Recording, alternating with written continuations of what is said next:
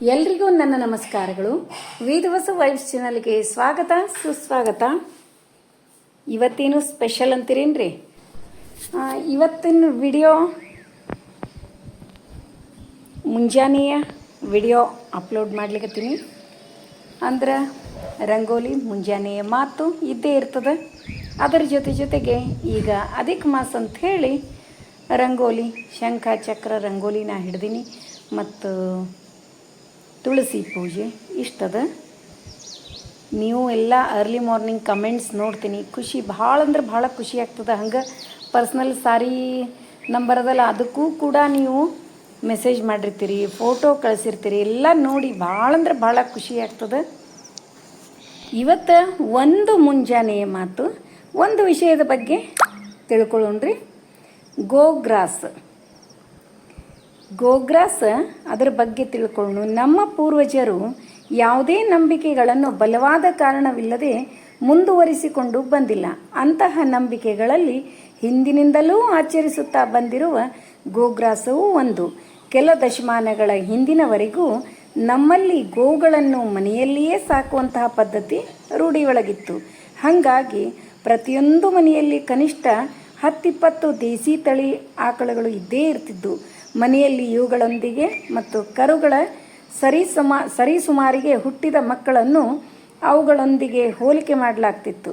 ತಾಯಿ ಮತ್ತು ಕರು ಎರಡಕ್ಕೂ ಮನೆ ಮಂದಿಯೆಲ್ಲ ಆತ್ಮೀಯತೆಯಿಂದ ನಮಸ್ಕರಿಸಿ ಗೋಗ್ರಾಸ್ ನೀಡುವುದು ಸಂಪ್ರದಾಯ, ಒಂದು ಪದ್ಧತಿನೇ ಹಾಕ್ಕೊಂಡು ಬಂದಿತ್ತು. ಇದರಿಂದ ಅವುಗಳಲ್ಲೂ ಆತ್ಮೀಯತೆ ಬೆಳೆದು ಮನುಷ್ಯರನ್ನು ಹತ್ತಿರ ಬಿಟ್ಟುಕೊಳ್ಳುತ್ತಿದ್ದವು, ಹಾಲು ಕರೆಯುವಾಗ ಸಹಕರಿಸುತ್ತಿದ್ದವು. ಆದರೆ ಈ ಪದ್ಧತಿ ಇಂದು ನಾಗರಿಕತೆಯ ನೆಪದಲ್ಲಿ ಕ್ರಮೇಣ ಕಣ್ಮರೆ ಆಗೇ ಹೋಗ್ಬಿಟ್ಟದ.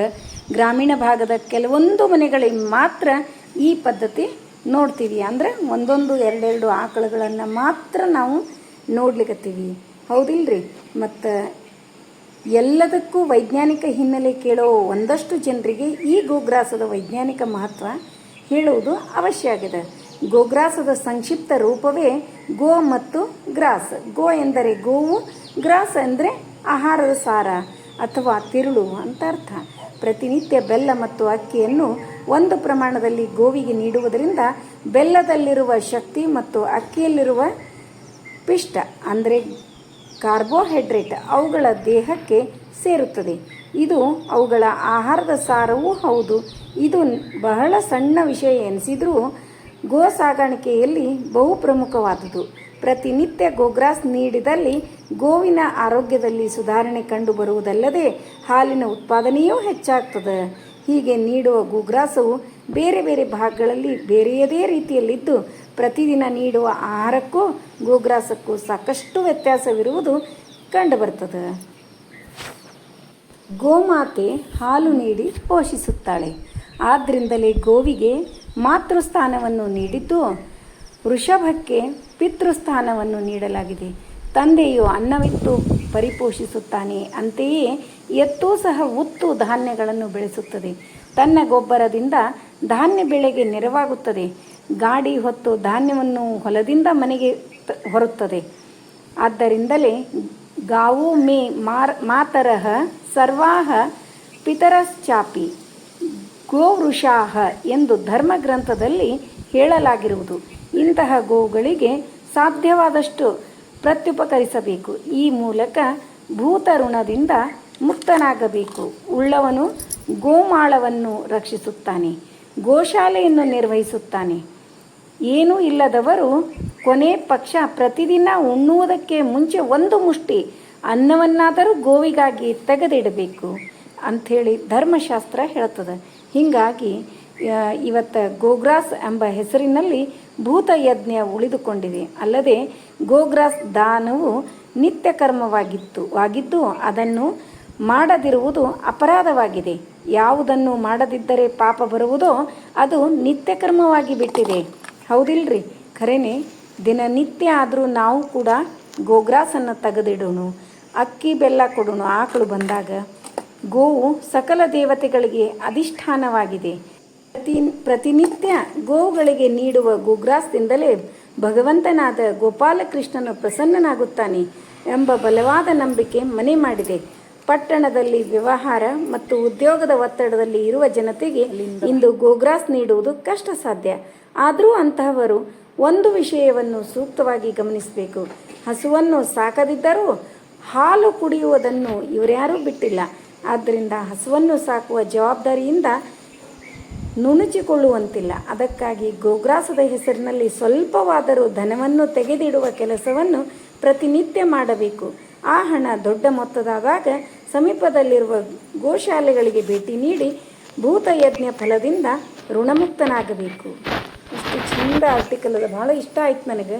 ಅಂದ್ರೆ ಗೋಗ್ರಾಸ್ ನಾವು ಯಾಕೆ ತೆಗೆದಿಡಬೇಕು, ಮತ್ತು ಪಕ್ಷಿಗಳಿಗೆ ನಾವಂತೂ ಹೊಟ್ಟೆ ತುಂಬ ಊಟ ಮಾಡ್ತಿರ್ತೀವಿ, ಅದರೊಳಗೆ 2 ತುತ್ತು ನಮಗೆ ಭಾರ ಆಗಂಗಿಲ್ಲ.